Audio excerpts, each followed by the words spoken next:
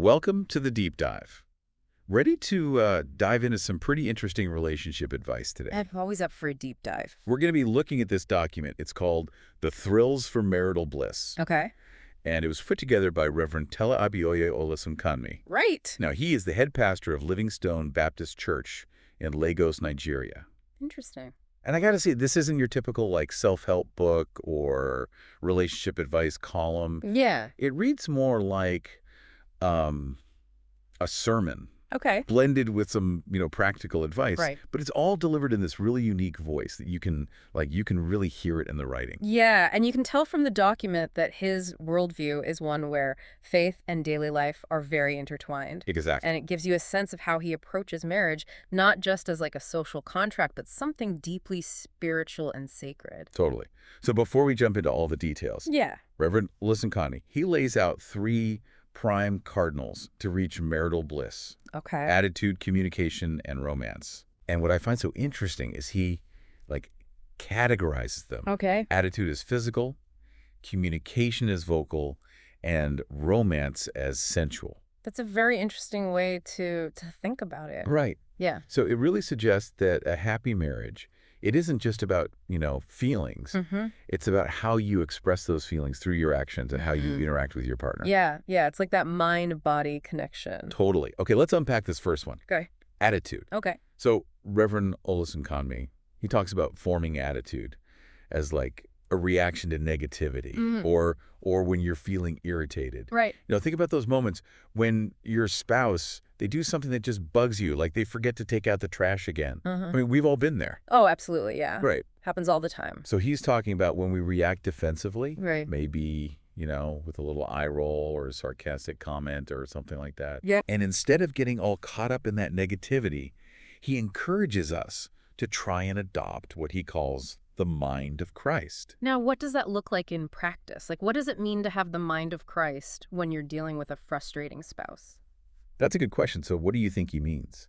Well, I think it's about embodying those values like honesty and trust Okay. and, genuinely valuing your spouse, choosing to respond with patience and understanding Okay. instead of just letting those negative feelings dictate all your actions, Yeah.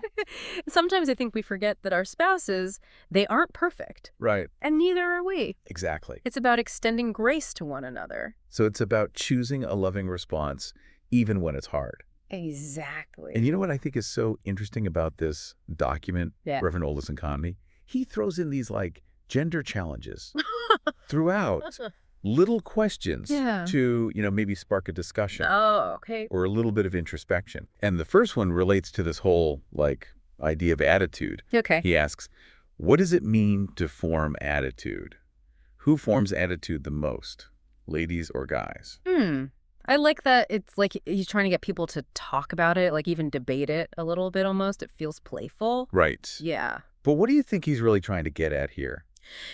I think he's acknowledging that we all have these struggles with negativity sometimes. Yeah. It doesn't matter what gender you are. It's a human thing. Sure. But by framing it as this gender challenge, he's inviting couples to, examine their own patterns and maybe even have a little fun with it at the same time. It's not about placing blame. Yeah. It's just recognizing we all have some room for improvement. Exactly. Okay, let's move on to the next cardinal, communication. Right. He points out that communication can be verbal and nonverbal. Right. And it can either build up or break down a relationship. I mean, no surprise there, right? Right. We all know that. Yeah. But he goes beyond just saying, communication is important. Okay. He gives specific advice, be mindful of what to say, Okay. when to say it, where to say it, how to say it, and in front of whom to say it. Wow. It's about being intentional with your words. It really is. And there's this one line that I love. He says, Okay. everyone loves to be loved and praised in the open and rebuked behind closed doors. That's so true. I mean, that's good advice for any relationship. Absolutely. Yeah. Not just marriage. It speaks to the importance of, respect and understanding. Public praise can really build your partner up. Right. But private rebuke, that allows for, correction without humiliation. It's finding that right balance between being honest but also being kind. Exactly. All right. Are you ready for gender challenge number 2? Hit me with it. Okay, here we go. Yeah. Which is better among lovers? Open rebuke or secret love? Oh, that's a good one. Which do you prefer? Why?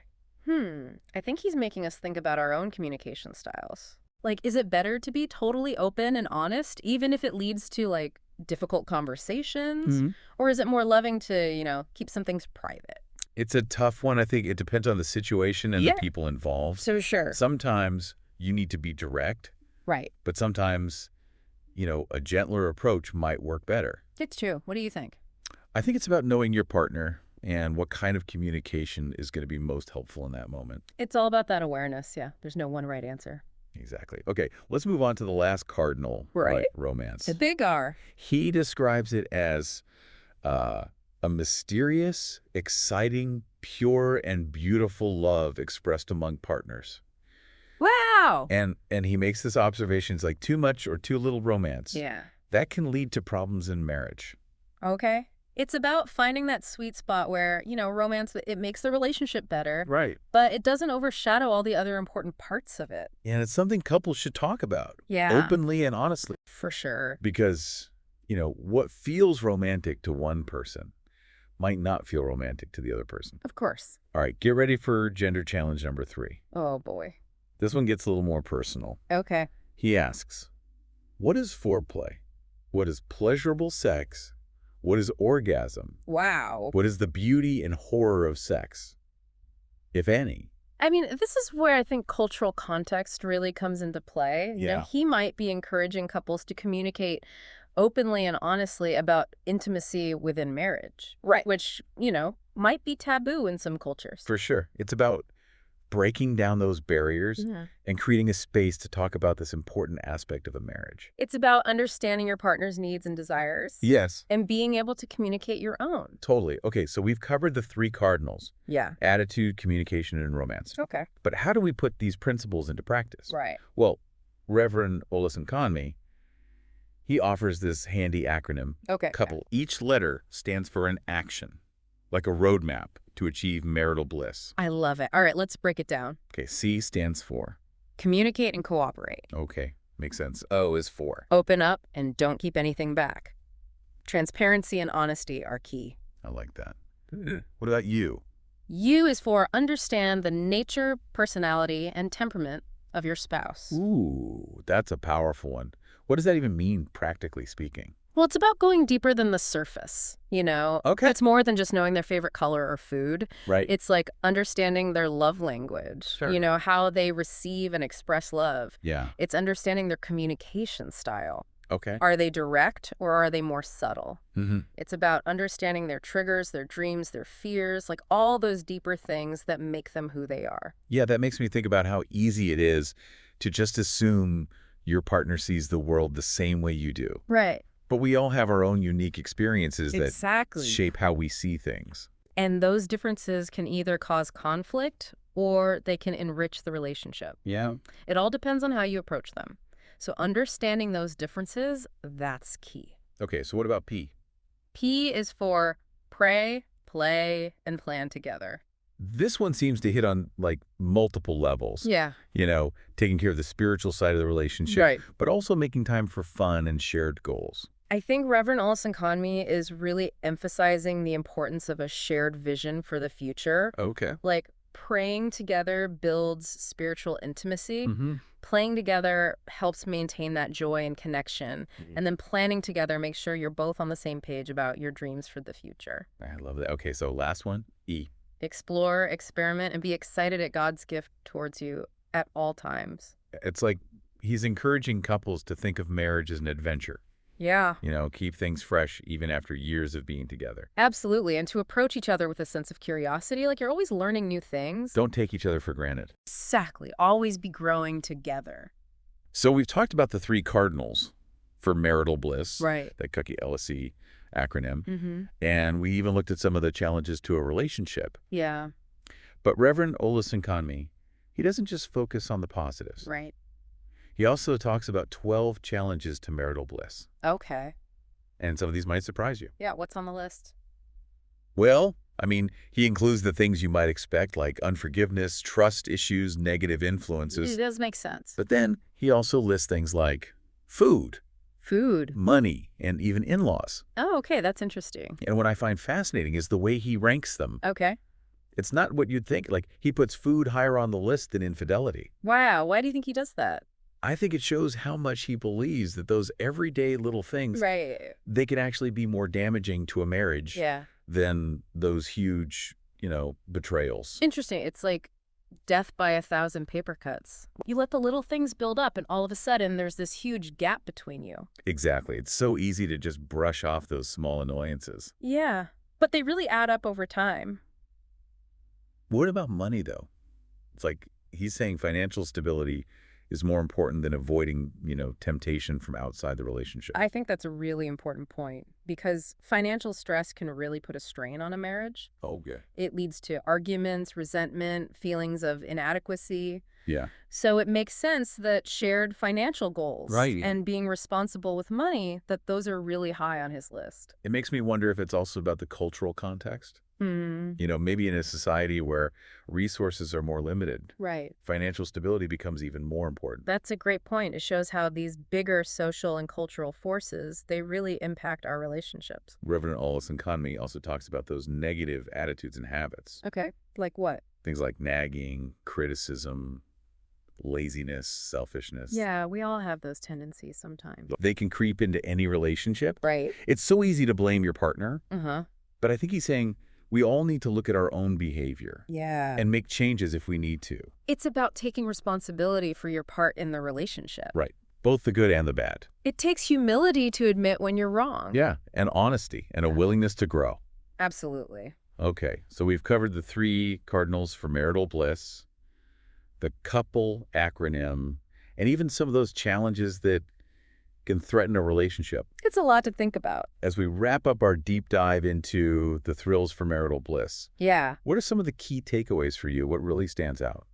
I think what's really impactful is how Reverend Olison Conmee blends faith and practicality. Yeah. He takes these real-life relationship issues and looks at them through a spiritual lens. And the advice he gives, it's both grounded and inspiring. It is. And I think it's refreshing to see relationship advice that acknowledges the spiritual side of things Yeah. without being, preachy or overly simplistic. Right. And his focus on communication and understanding, that's spot on. Absolutely. It's not about finding the perfect partner. Right. It's about choosing to love and support each other, Yeah. even when things get tough. Through the good times and the bad. Exactly. And remember that list of 12 challenges, Yeah.